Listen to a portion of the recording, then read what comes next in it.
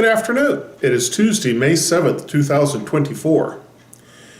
Today was the first Tuesday of the month, and as such was our monthly food distribution. And in cooperation with Caring Ministries and Iglesia Bautista Cristo Bien, we distributed 108 boxes of food to an estimated 158 people in about 41 families.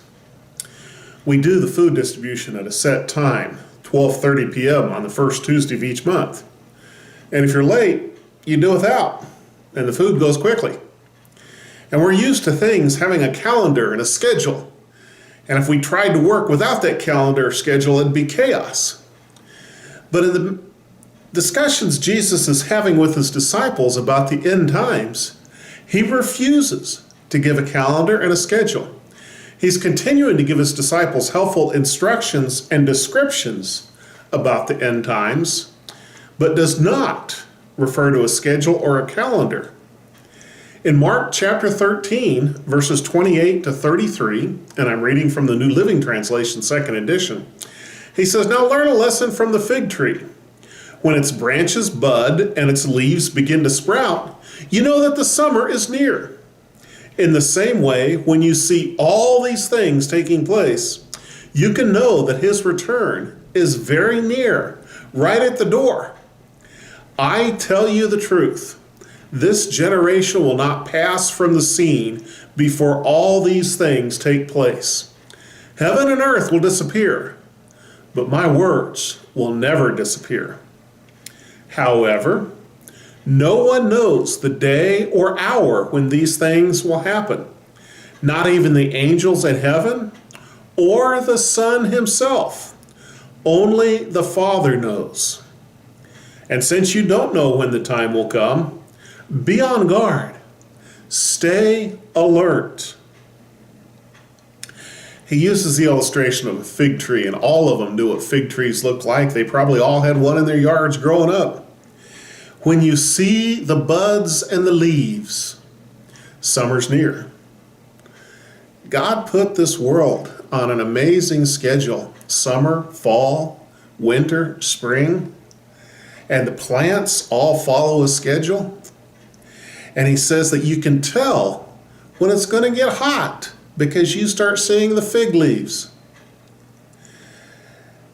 And he says, when you see all of these things that Jesus has been talking about in the last couple of chapters, the end is near, within a generation. Now, that's not exactly 40 years from some one event, like I've read so many books trying to give dates.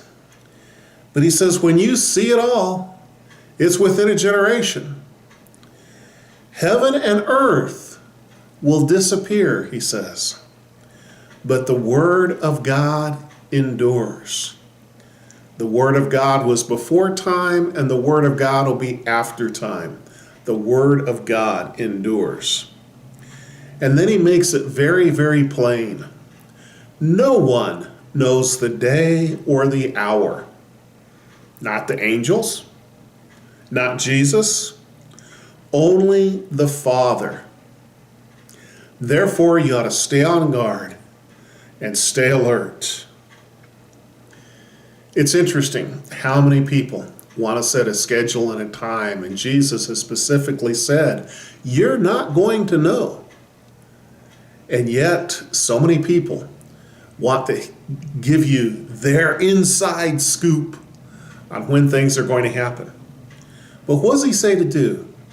He says to be on guard and stay alert. Pay attention. Stay alert. Be aware of what is going on around you. It's always amazing to me how many believers pay absolutely no attention to their local areas or their local governments, or you ask them to name who their elected officials are, and they have no clue. They've never paid attention. They're certainly not alert. They don't even know what their neighbors' names are. We need to know what is happening in the world around us, in our immediate neighborhoods, in the lives of our family members, and in our local area. Be alert. Pay attention. Know what's going on around you. We may not know exactly when Christ is going to return, but we do know he is going to return, and we need to be waiting and watching for him to return. God bless you.